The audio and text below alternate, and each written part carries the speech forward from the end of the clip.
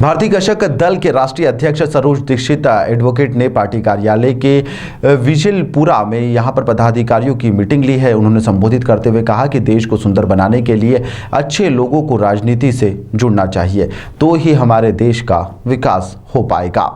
साथ ही सरोज दीक्षित ने कहा है कि बीकेडी सत्ता के लिए यहां पर व्यवस्था परिवर्तन के लिए सूत्रपात करेगा। वहीं पर सभी लोगों को राष्ट्र के प्रति चिंतनशील रहना चाहिए और इसके लिए उन्होंने आह्वान कहा है। उन्होंने कहा कि सभी को मिलकर आगे बढ़ना चाहिए। शाहजहांपुर की लोकसभा में राकेश कुमार एवं विधानसभा उपचुनाव ददरोल शाहजहांपुर से पार्टी के राष्ट्रीय महासचिव प्रमोद कुमार को उम्मीदवार यहां से घोषित कर दिया गया है। साथ ही कहा गया है कि आने वाले लोकसभा चुनाव में हम केवल उन्हीं युवाओं और नौजवान और किसान और मजदूर और जो बुजुर्ग महिलाएं सहित जितने भी वोट है उन्हें मिलना चाहिए। धन बल, बाहुबल और सत्ता बल के साथ ही जाति बल, धर्म बल एवं स्वार्थवाद का जो एक ढोंग रचाया जा रहा है उसको लेकर जागरूक करने की आवश्यकता है और हम लोगों को जागरूक भी करेंगे।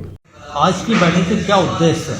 भारतीय कृषक दल पूरे उत्तर प्रदेश में व देश में लोकसभा चुनाव के उत्सव में पूरी तरीके से जनता के मुद्दों के साथ चुनाव मैदान में उतर चुका है।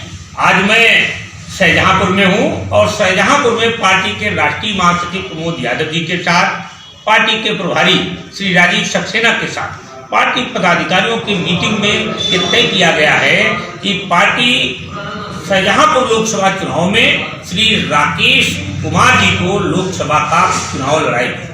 पार्टी ने तय किया है कि लोकसभा चुनाव के उम्मीदवार श्री राकेश जी होंगे।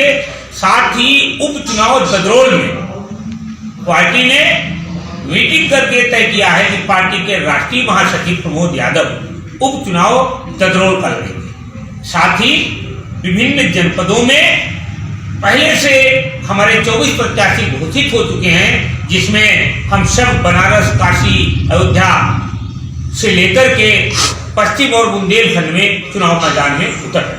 भारतीय कृषक दल ने यह तय किया है कि देश के विभिन्न प्रांतों में भी लोकसभा चुनाव मैदान में हम लोग उतरने जा रहे हैं। हम लोगों का मिशन है कि रावण रथी विरथ रघुवीरा। हमारे सामने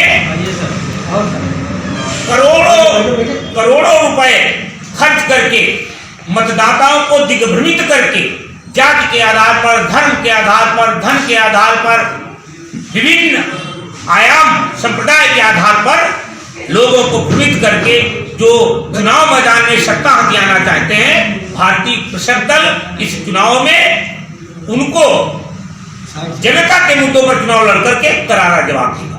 हमें नहीं चाहिए उन लोगों का वोट जो धन के आधार पर देना चाहते हो, धर्म के आधार पर देना चाहते हो, जाति के आधार पर देना चाहते हो, संप्रदाय के आधार पर देना चाहते हो।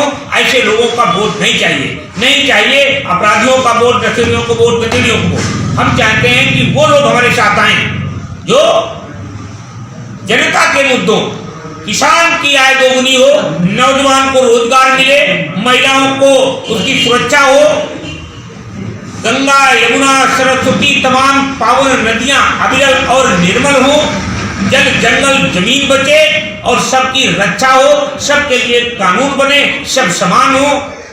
ये नीति भारतीय कृषक दल की है, जिसको लेकर के आगे बढ़े।